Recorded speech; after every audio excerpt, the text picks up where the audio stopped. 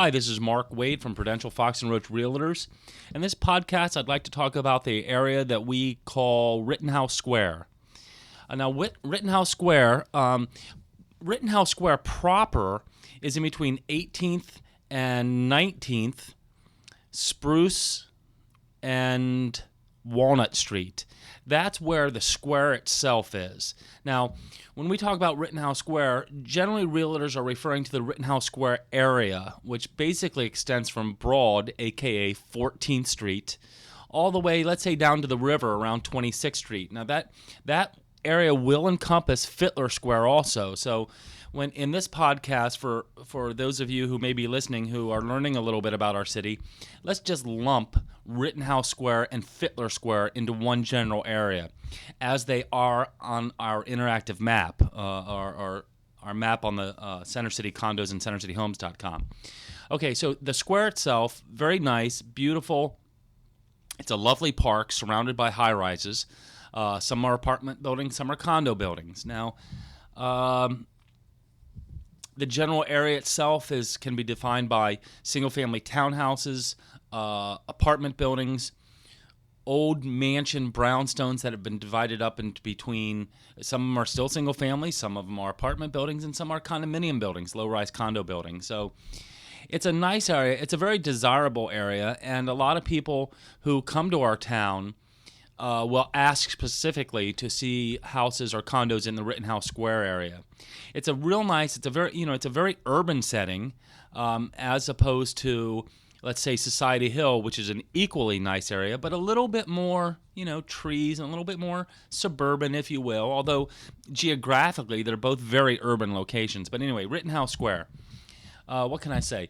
It's a nice area where a lot of people do live in the Rittenhouse Square area and don't own automobiles. They just, whether it's the car share that has become real popular here in town, or they rent a car, or they jump in cabs here and there.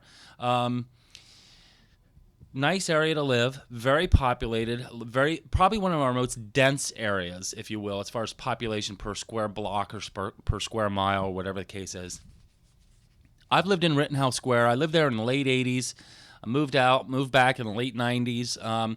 I know the area pretty well, and like I say, it's a real popular living destination for, let's say, a lot of people are moving to town.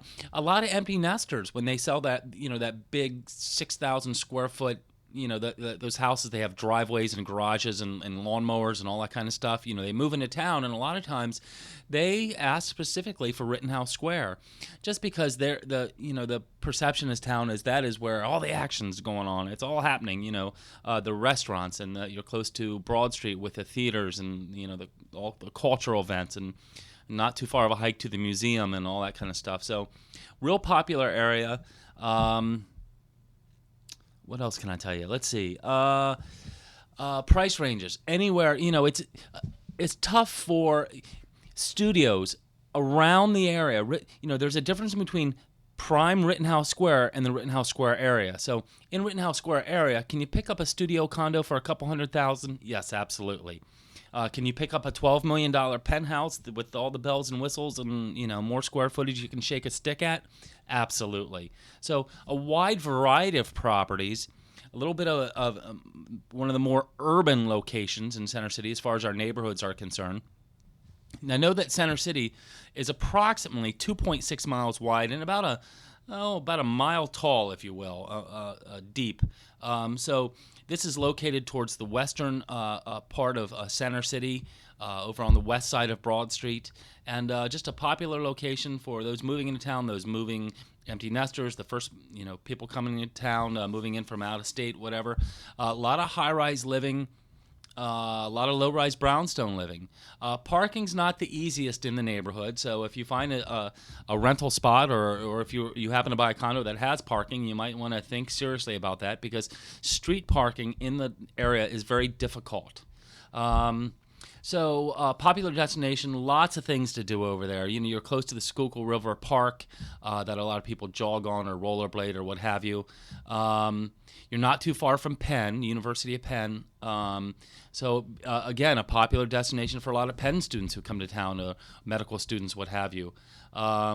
So there you go, Rittenhouse Square, very popular area west of Broad Street. We're going to lump in kind of Fitler Square and Rittenhouse Square. Now, Fitler Square, real quickly, it's just a adorable little pocket park, pocket square, located approximately on the corner of 20th, in between 23rd and 24th, Pine and Delancey, really.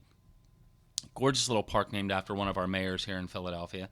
And that's just a little bit to the west of Rittenhouse Square. But the substitutability there, I mean, any buyer that I bring in who they say generally, oh, I'd like to be in the Rittenhouse Square area, will certainly look in the Fitler Square area also, because those two neighborhoods really comprise the area that we term to be center of town, that is west of Broad Street. So popular neighborhoods, some nice old historic houses. Generally speaking, development in the Rittenhouse Square area didn't start until the 1840s, 1850s, 1860s. Where east of Broad, down around Society Hill, we're going to find houses from the late 1700s. So a groovy area, popular, old houses, single families. There's some monster brownstones. If you're looking to spend, $4 million for a big brownstone, it may be a popular area for you to look in.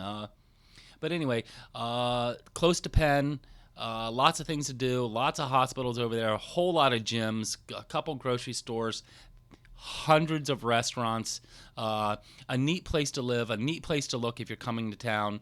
Feel free to ask me anything else about the area you might inquire about. Questions, comments, or concerns, I'm always happy to answer them. This is Mark Wade from Prudential Fox and Roach at centercity.com, 215-521-1523.